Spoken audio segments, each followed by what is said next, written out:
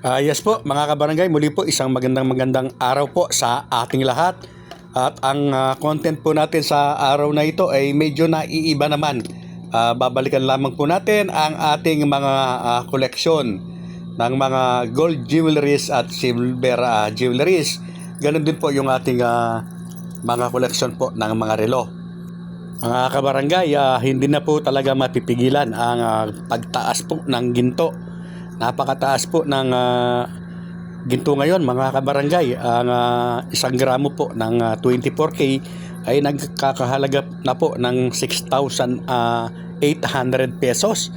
Yes po, isipin niyo 1 gramo lamang po yon na 24K, 6,800 pesos na po ang kanyang halaga. Kaya napakaswerte po ng mga tao na mahihilig po na mag-invest o mag-ipon po ng mga gold jewelries. Ano po? Yung mga mayroon naman pong mga silver jewelries, kahit paano po ay tumataas din naman po ang presyo ng silver, bagamat hindi po kasing laki ng sa ginto. At ang silver po kasi mga kabarangay, napakabagal po na tumaas. Samantalang ito ay isa rin po na metal na talagang kailangan po sa industriya ng paggawa ng baterya ng mga sasakyan at ng mga spaceships, ng mga missiles.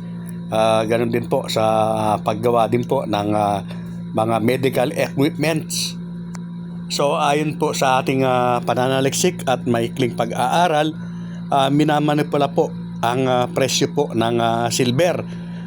Dahil nga po ito ay gamitin, at kung sakasakali po na ito ay tumaas, ay lalong tataas po yung mga bilihin, lalong-lalo na po itong mga equipments na ito o mga kasangkapan na nangangailangan o gumagamit po ng silver. Bagamat ako po ay nag-e-encourage sa inyo na mamili na rin po ng mga silver jewelries at mga silver bars habang mura pa po ang mga yan mga kabarangay. Ako po ay nag-ipon ng mga silver bars at silver jewelries, hindi po para aking pagkakitaan, kung hindi ito po ay aking inipon at para sa future po ng aking mga apo o maging kaapu-apuhan. Napakarami ko na rin pong naipon ng mga silver jewelries mga kabarangay.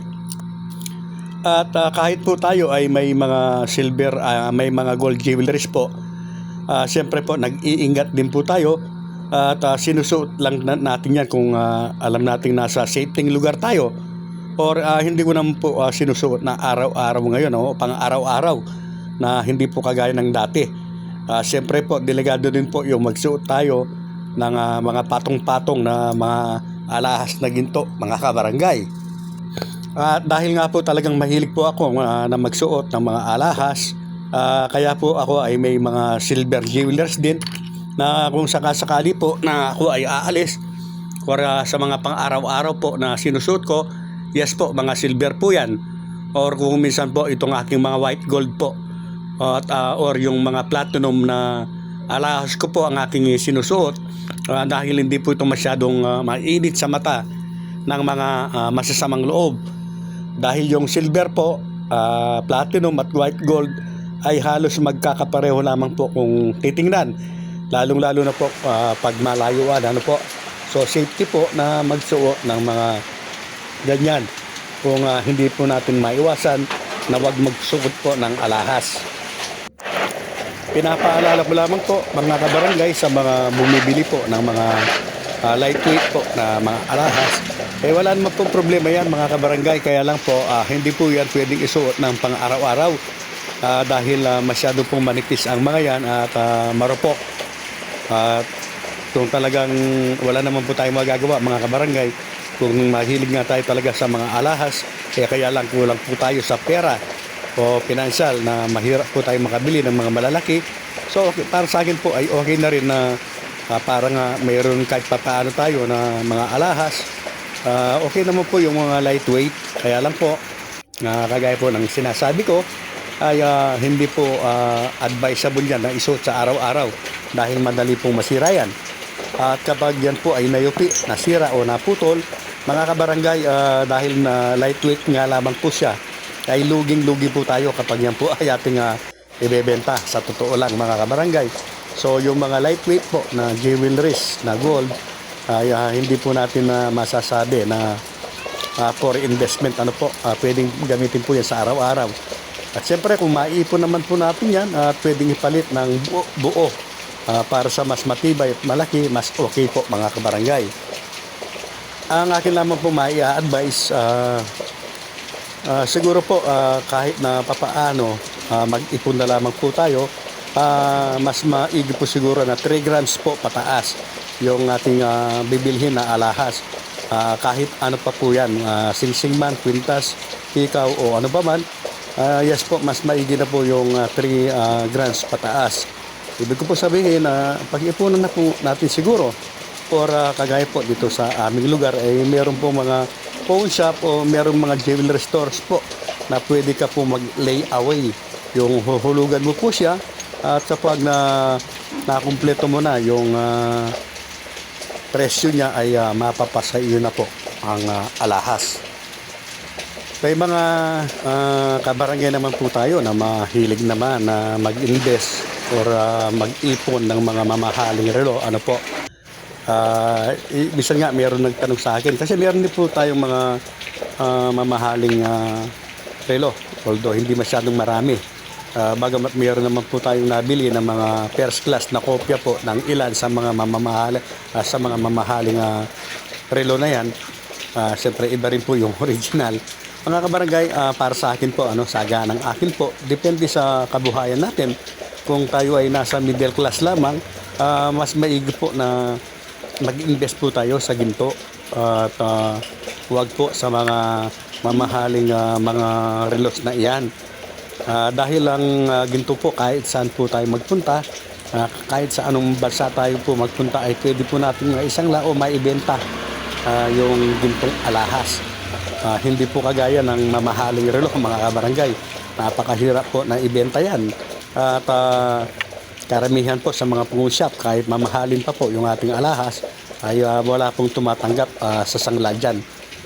Bagamat kung makakatsyempo tayo na isang taong mahilig din po na mangolekta ng mamahaling alahas, mga mamahaling relo, ay maaari po nating maibenta sa kanya.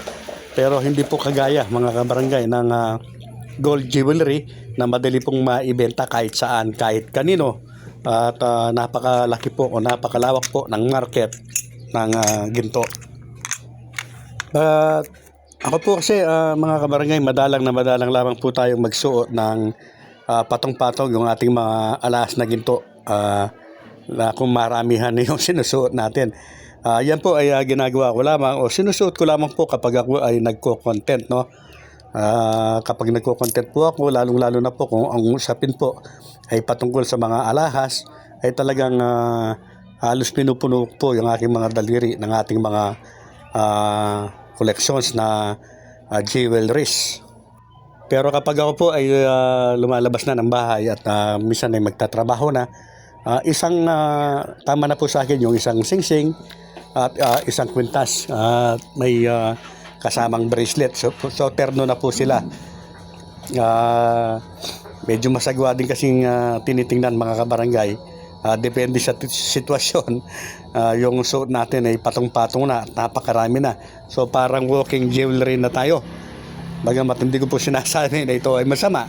Depende po sa nagsusuot nito. Ano po? Meron po kasi mga tao na talagang sadyang gustong-gusto po nila na parang Christmas tree sila sa dami ng alahas na nakasabit. At yan nga po, dahil sa napakamahal po ng ginto ngayon mga kaibigan, mga kabarangay, ay delikado po talaga yung magsuot ng mga mamahaling jewelries, lalong-lalo na po sa labas at depende nga po sa lugar. So mas maigi na po yung nag-iingat kaysa tayo po ay magkaroon pa ng problema. At ganoon din po, kailangan meron din tayong safety na lalagyan, lalo-lalo po kapag marami na yung koleksyon natin, mapa-alas man yan o relo. Kailangan safety po at yung madali po nating ma-access in case po ng emergency. At siyempre mag-iingat po sa pagbili, lalo-lalo na po ng mga mamahaling relo. Kailangan eksperto po tayo sa pagtingin dyan. Kung hindi po tayo o wala po tayong alam, kailangan po na meron po tayong mapupuntahan para maipacheck po natin yung relo na bibilhin natin kung yun nga po ay tunay. Mga kabarangay, napakarami na po ngayon ng mga relo na titingnan mo talagang original na original. Lalong-lalo na po kung hindi po tayo sanay sa mga yan ay talagang tayo po ay mapepeke, mga kabarangay. Bagamat meron naman po na nagbebenta na sinasabing yan ay mga copy lamang o mga kopya, halos kasi po talagang kung titingnan natin at kung hindi natin makikita yung pagkakaiba ng mga yan, kung wala nga tayong kasanayan, ay parang pareho lamang po yung tingin natin. Original man yan o peke, o maaaring sabihin natin na kopya o imitation, mga kabarangay. Yes po, ulitin ko lamang po, siyempre po iba rin po yung meron po tayong ipon. Ano po, kung nakakabili po tayo ng mga ilang mga bagay na hindi na po babalik yung presyo ng mga ito, o kagaya po ng mga mamahaling damit, mamahaling sapatos, kapag nagamit na po natin yan, mga barangay, ay wala na po sa kanyang dating presyo ang mga yan. Hindi po kagaya ng mga mamahaling relo. Kahit pa paano po ay may balik pa rin sa atin yan kung ating ibebenta. Lalo-lalo na siyempre po kung mga gintong alahas po yung ating koleksyon. Napakadali nga po na ibenta, isang at madali po na maging pera ang ginto. At kayo rin po ay akin ang inaanyayahan na mag-invest na rin po sa pilak o silver.